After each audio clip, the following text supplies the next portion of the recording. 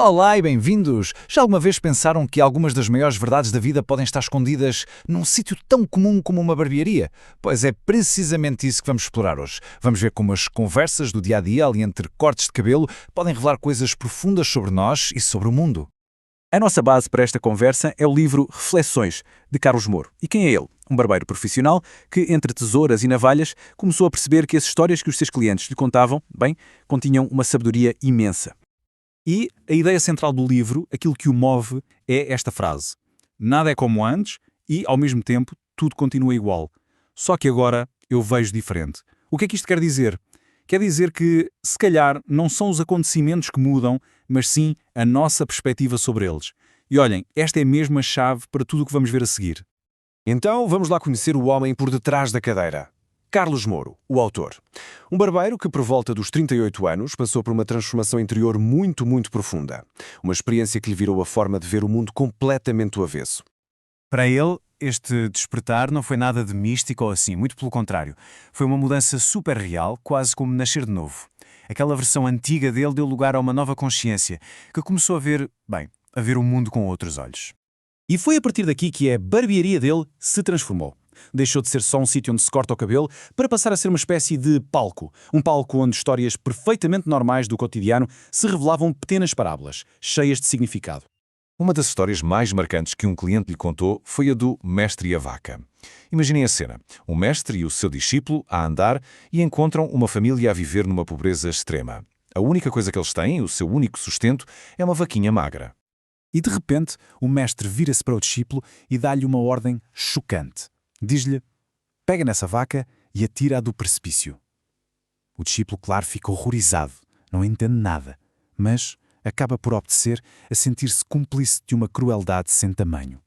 Passam uns anos e o discípulo, a remoer de culpa, decide voltar. Mas, para sua completa surpresa, em vez de miséria, encontra uma casa próspera, uma família feliz. E eles explicam-lhe: a perda daquela vaca, a sua única e frágil segurança, obrigou-os a mexerem-se, a descobrir talentos que não sabiam que tinham e a encontrar novas formas de prosperar. E a moral da história é poderosa. É que todos nós temos uma vaca. Algo a que nos agarramos por segurança. Seja um emprego que não nos diz nada ou uma relação que já só existe por hábito. É aquilo que, ironicamente, nos impede de crescer. Até que a vida, de uma forma ou de outra, trata de a empurrar do precipício. Outra história fascinante é do cavalinho, que põe em causa toda a nossa ideia de sorte e azar. Pensem nisto. Um agricultor tem um cavalo premiado que foge. Que azar, certo? Mas, uns dias depois, o cavalo volta com uma manada inteira de cavalos selvagens. Uau, que sorte! Só que depois, o filho parte uma perna a tentar domar um deles. Outra vez, que azar! Mas logo a seguir, o exército chega à aldeia e recruta todos os jovens para a guerra, menos o filho, por causa da perna partida. Afinal, foi sorte ou azar? O ponto é este. Aquilo que parecia um desastre, no fim de contas, acabou por ser uma benção. E isto mostra-nos que bom e mau são muitas vezes apenas rótulos que nós pomos. Só a nossa interpretação de um momento, sem conseguirmos ver o quadro completo. Mas e se a sabedoria não vier apenas de histórias que nos contam, mas também de dentro de nós? O livro sugere que o nosso corpo tem uma linguagem própria e que, muitas vezes, ele fala através de sintomas, especialmente quando a nossa alma é ignorada. Olhem para esta história, que é real, da barbearia. Entra um cliente habitual, o Sr. Zé, e recusa-se a cortar o cabelo. Porquê? Porque, segundo ele, tem de esperar 15 minutos para a digestão acabar. Ele acredita mesmo, com toda a certeza, que cortar o cabelo antes do tempo o vai deixar doente. E o mais incrível é o que o colega do autor diz: não insistas. Se ele acredita que lhe faz mal, vai mesmo fazer. Impressionante, não é?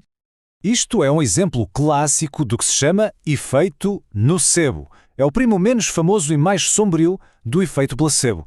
Ou seja, se uma crença positiva pode ajudar a curar, uma crença negativa, como a do Sr. Zé, pode literalmente fazer-nos adoecer. No fundo, o corpo está a seguir as ordens da mente.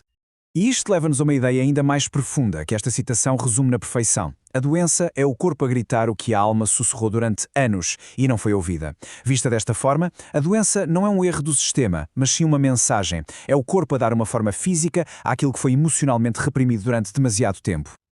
Ok, depois de olharmos para dentro, para o corpo, vamos agora ampliar o foco.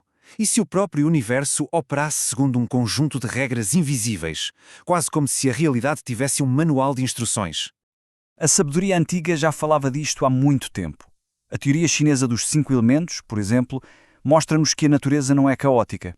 Pelo contrário, opera em ciclos de criação e de controle, sempre à procura do equilíbrio. A madeira alimenta o fogo cria a terra e por aí fora. Tudo está interligado.